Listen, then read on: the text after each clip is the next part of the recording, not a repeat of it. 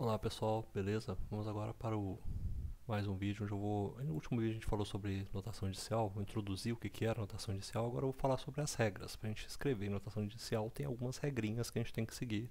Eu não posso simplesmente chegar lá e escrever um tensor, um vetor de qualquer jeito, né? Usar qualquer letra, qualquer coisa assim, né? Sair repetindo letra qualquer, não dá. Tem algumas coisas que tem que seguir para manter a casa em ordem, senão você vai sair fora das representações físicas aí, tá?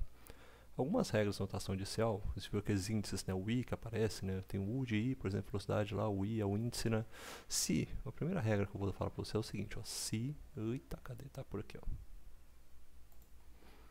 se um índice aparece apenas uma vez, ele é aí tem um nome para ele que é chamado de índice livre, ou em inglês, como a gente chama, de free index. A tradução desse caso é bem simples de fazer, né? Mas é um índice livre. Quais são as características de um índice livre? Né? Vou saltar aqui um pouquinho, porque depois eu vou usar esse espaço e eu vou escrever aqui agora. Tá? Vamos escrever um pouquinho. Vamos pegar alguns exemplos desses índices livres. Né? Vou pegar aqui, por exemplo... Tá, vou pegar esse aqui. Eu vou escrever um tensor. Vou escrever um tensorzinho aqui. Ó. Esse tensor, exemplo Gratia. Por exemplo, vou botar um tensor A e J. E esse tensor é definido como uma derivada, um termo de derivada que vai ser esse daqui no caso, ó, derivada del sobre del xi de tal que ui. O i e o j. Tá bom, vou botar o j aqui, ó. Eu vou escrever do jeito que eu escrevi aqui nas minhas notas. Ele vai ser definido da seguinte maneira, ó, é o meio de del sobre del xj de ui. Ou seja, você vê que tem dois índices aí, né? Eu tenho o índice I e o índice J. Quando eu falo aparecer uma vez apenas, você vê que ele está aparecendo duas vezes, né? Tem aqui ó, o J aqui e o J aqui de novo, mas eu falo o mesmo termo, tá? O mesmo termo, o termo A e J não pode aparecer, quer dizer assim, aparecer um índice livre, ele só pode aparecer uma vez. Entendeu? Ou seja, um termo A e J, aparece o I e o J apenas uma vez. O termo meio da derivada de U sobre X, o I e o J aparece apenas uma vez em cada, né? Então, ou seja, I e J nesse caso são índices livres. São índices livres. São índices livres. E nesse caso aqui, olha só, eu tenho 3 componentes para I e 3 componentes para J. Ou seja, cada componente de cada um vai ter 3 componentes para si. Ou seja, se eu seto, por exemplo, o I igual a 1, eu posso ter o J1, 2, 3. Eu seto o I igual a 2, eu posso ter o J1, 2, 3. Seto o I igual a 3, eu posso ter o J1, 2, 3. Ou seja, no geral, eu tenho um produto, né, dos dois, na verdade. Eu vou ter 3 elevado a 2, porque eu tenho dois índices livres. O tamanho desse meu tensor vai ser um tensor com 9 componentes. Ele é um tensor de segunda ordem, sabe? O tensor de segunda ordem, a representação que a gente tem para ele normalmente é de uma matriz. Como a gente falou, né, que se a gente tem um tensor de primeira ordem, o UI, por exemplo, às vezes é representado dessa forma, né, que a gente falou, o 1, o 2 e o 3. O tensor de A e J, nesse caso, vai ser representado dessa maneira aqui. Ó. A e J é igual a uma matrizona, é só uma matriz. A11, A12, A13, A21, A22, A23, A31, A32 e A33. Essa é a representação dessa matriz. E cada um desses termos é exatamente igual àquele termo que a gente está vendo ali, ó, no lado direito dessa equação. Esse termo que está aqui. Ó. Então a gente vai representar eles dessa forma aqui também. Olha só. É meio de del U1 sobre del x1. É meio de del sobre del x1 U2, meio de del sobre del x1 U3, meio de del sobre del x2 U1, meio de del U2 sobre del x2 e por aí vai, né? Até preencher aqui até o final, até chegar nesse ponto que vai ser o meio de del U3 sobre del x3, beleza? E vai preenchendo esse vetor, aí conforme a gente está aqui vendo, o x aqui embaixo, vai preenchendo esse vetor até o final. até essa componente tensorial até o final, a gente tem todos os componentes desse tensor. Entendeu? Esse tensor aqui, que eu vou mostrar para vocês agora, que é um exemplo de um tensor também, é chamado de tensor taxa de deformação. Olha só, deixa eu botar aqui o tensor muito útil para a gente, tensor taxa de deformação. É um tensor que aparece muito em mecânica dos fluidos. A gente vai falar de deformação de elementos de fluido. Ele é normalmente chamado dessa forma, um SIJ. E a definição dele é ser igual a meio de del sobre del xj ui mais del sobre del xi uj. Olha só a definição dele.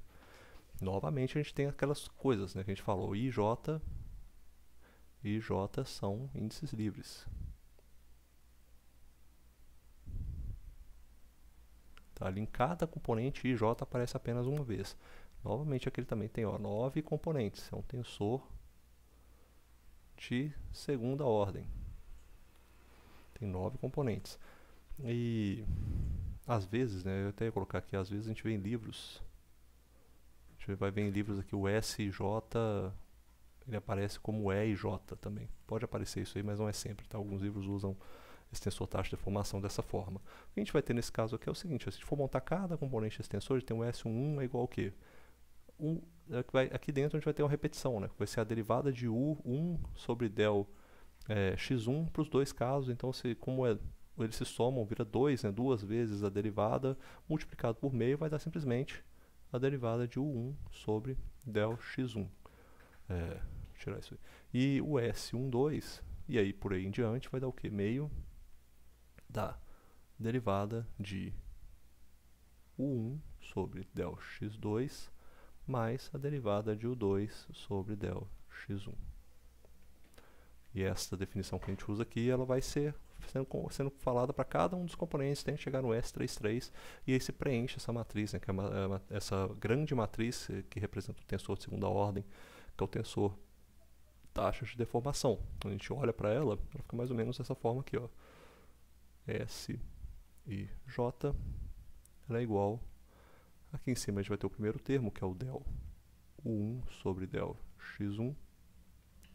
Aqui embaixo já aparece o termo, que é aqui no segundo termo que aparece já é o que? Meio de del 1 sobre del x2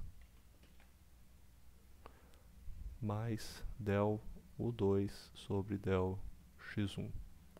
E por aí vai aqui para frente. E aqui embaixo eu vou ter esse termo que é exatamente igual. Olha só, vai ser meio de del U2 sobre del x1 mais del U1 sobre del x2.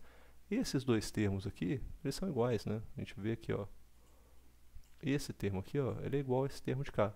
Igualmente, o termo que vai aparecer aqui vai ser igual ao termo que aparece aqui, ó, em 3.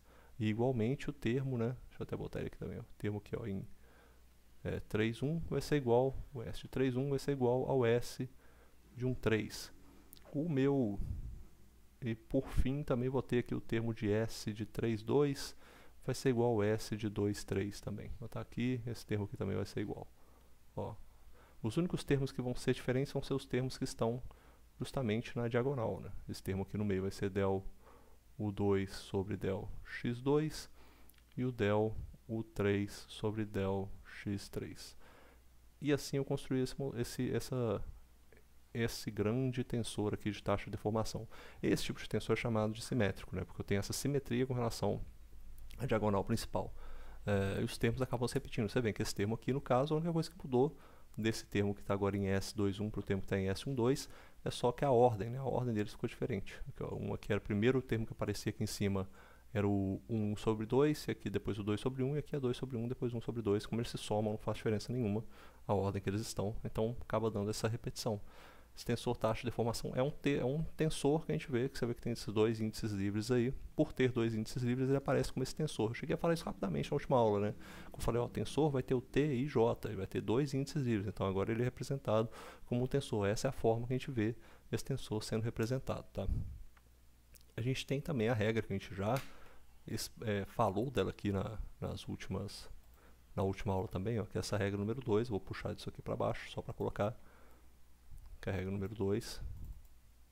Se um índice aparece mais de uma vez, aparece duas, na verdade, vou colocar da forma correta. Se aparece duas vezes, ele implica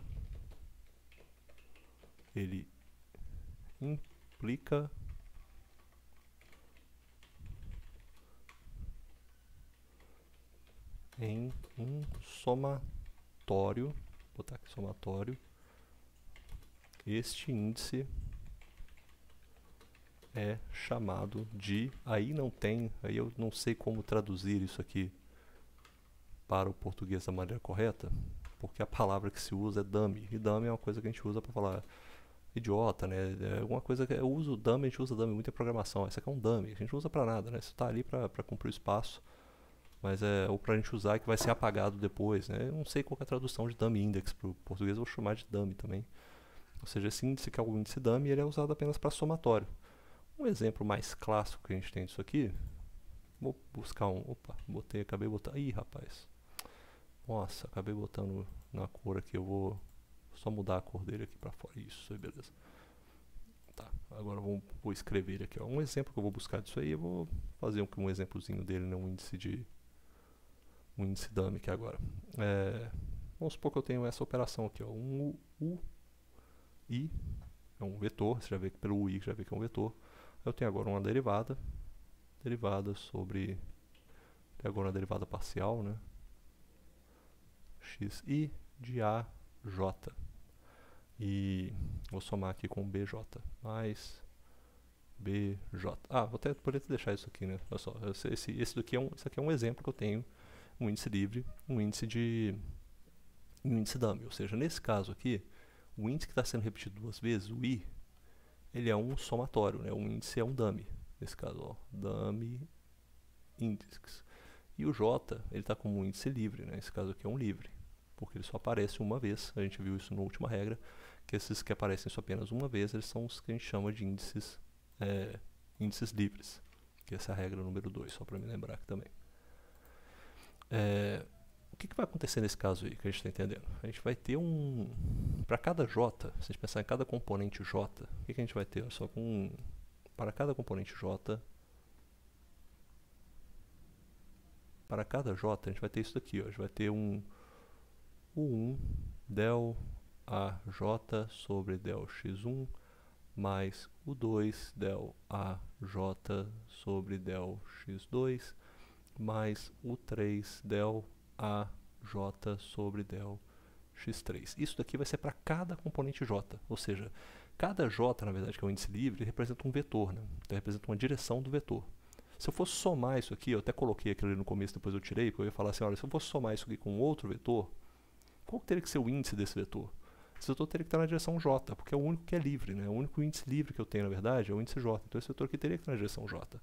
Ou seja, cada índice J que eu estou representando aqui agora vai ter essa formação, um somatório de três índices. Eu tenho o U multiplicado pela derivada naquela direção do U, a derivada é tirada a partir do componente J que eu estiver analisando, entendeu? Então, ou seja, eu sempre caio nessa formulação aqui, para cada índice J eu tenho que ter um somatório dessas três componentes aí, o U vezes a derivada na direção do U para cada componente J, beleza? Isso aí é muito útil, aparece bastante, mecânica dos fluidos também, equações de quantidade de movimento, essas coisas aparecem bem parecido com isso aí, quando a gente vê equações desse tipo, tá? E aí você tem um conjunto de três equações, né, que são uma para cada direção, e elas têm cada uma dentro delas essas derivadas em cada uma das componentes daquela componente que a gente está analisando, daquela direção que a gente está analisando. Beleza? Isso aqui poderia, então, se eu tivesse, por exemplo, agora um J igual a 1, ó, J igual a 1, isso aqui seria igual ao quê? Seria esse termo, né, que eu estaria pensando aqui agora, 1 del A1 sobre del x1 mais U2 del A1 sobre del x2 mais U3 del sobre del x3 de A1 mais o B é o quê? B1, B na direção 1, porque é o índice livre que sobrou do primeiro termo, né? O primeiro termo tem um somatório e tem um índice livre, que é o índice que está associado ao A. Se eu tivesse um J igual a 2, eu vou ter o quê? Eu vou ter o U1 del A2 sobre del x1 mais o 2 del A2 sobre del x2 mais o 3 del A2 sobre del x3 mais o índice livre, que novamente é B2, e eu poderia ter aqui novamente para o 3, né? Teria a mesma coisa, poderia fazer novamente aqui para o índice 3 do J, seria a mesma coisa. No final, o resultado é um vetor, o resultado dessa operação terminaria por ser um vetor. Tem uma condição aqui que eu queria falar dela, deixa eu ver. Isso aqui é bem interessante também, ó. Vou só colocar aqui. Deixa eu ver se eu boto ela aqui para baixo. Vou botar ela...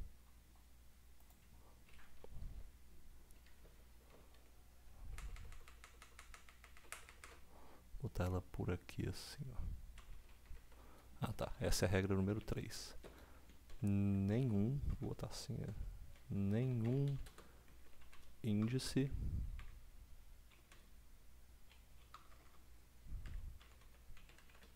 pode aparecer mais do que 2 vezes. Ou seja, o que isso aqui implica, né? Implica que eu não posso ter uma representação na notação tensorial de algo dessa forma aqui, ó. A de I.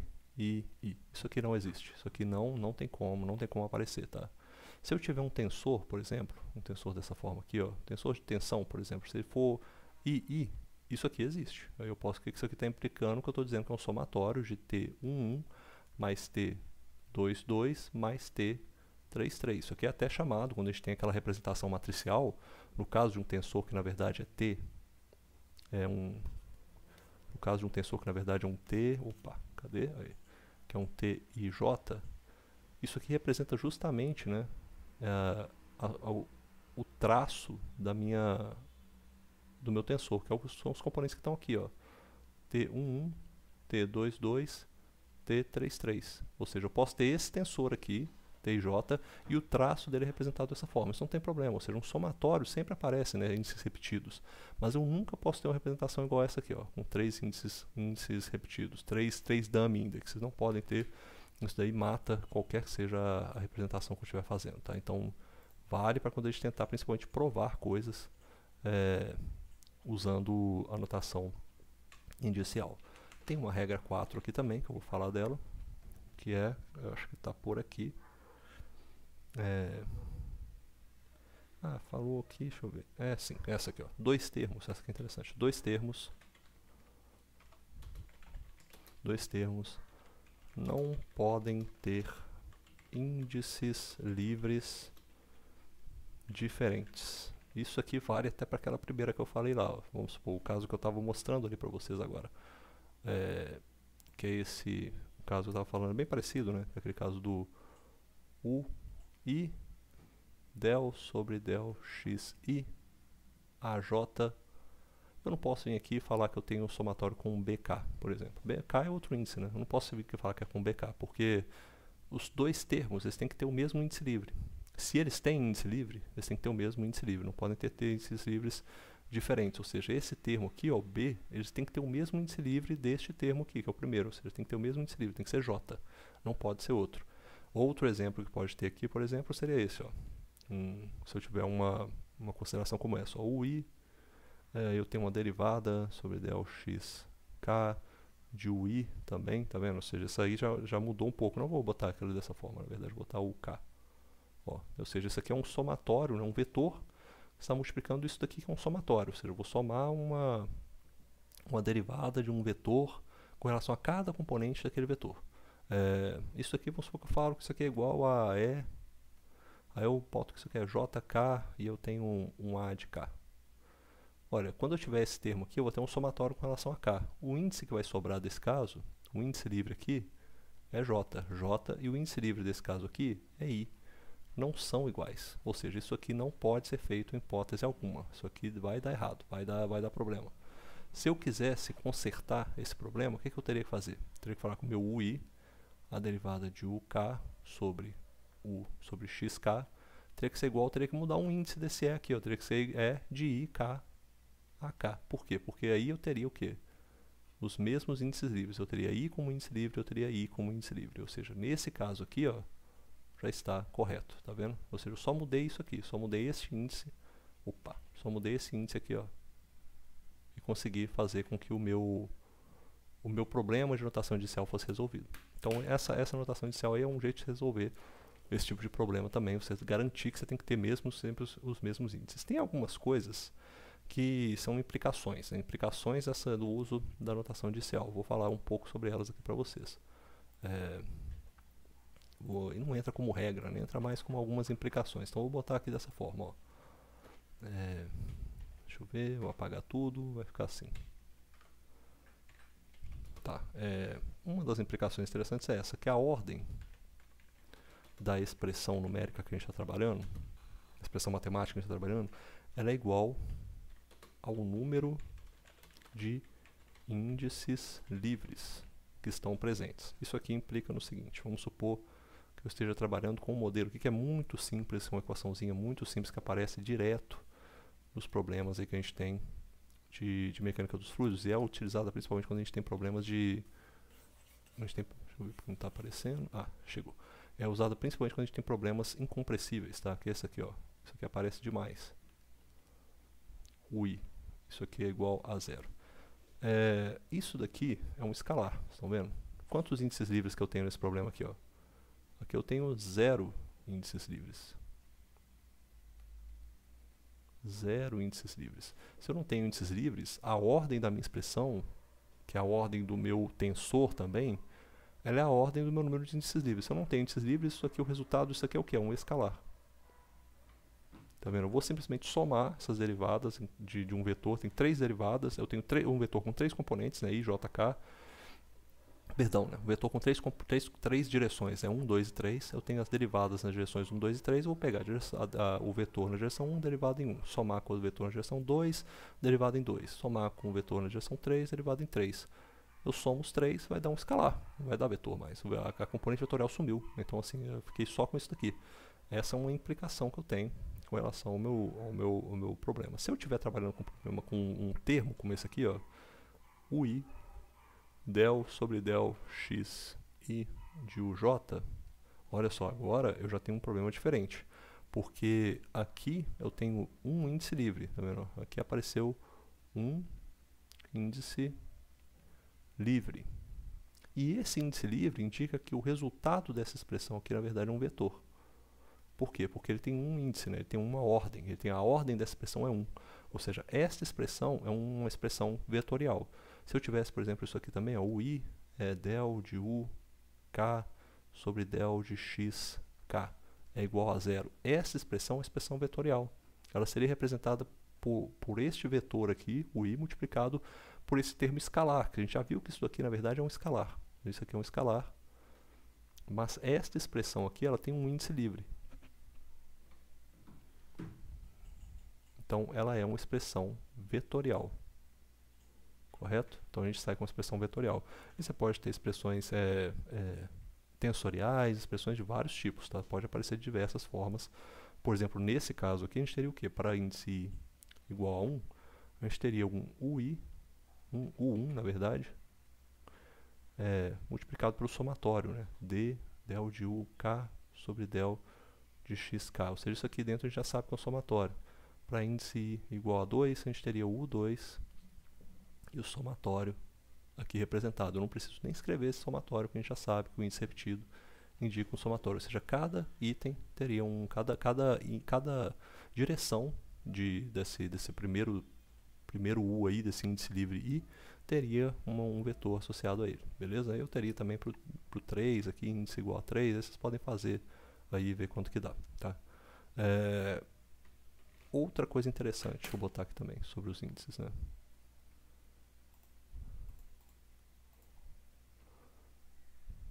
Tá lá para baixo. Cadê? Eu quero ver onde ele vai dar aqui. Tá, vou botar aqui, ó. Mais uma implicação interessante.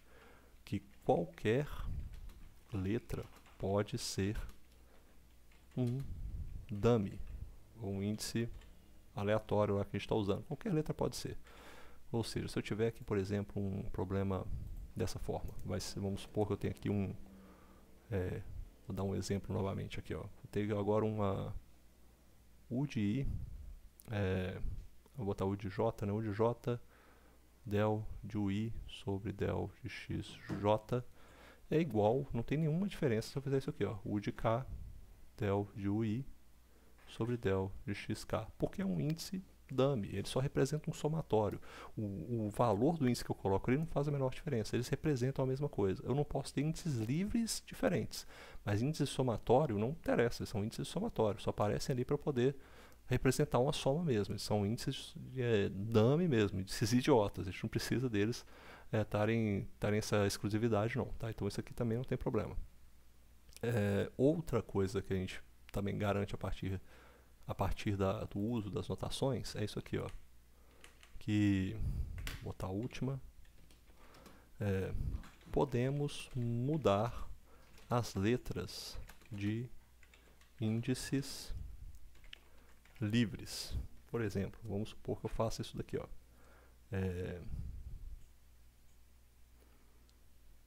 A gente pode ter uma coisa, isso aqui na verdade é uma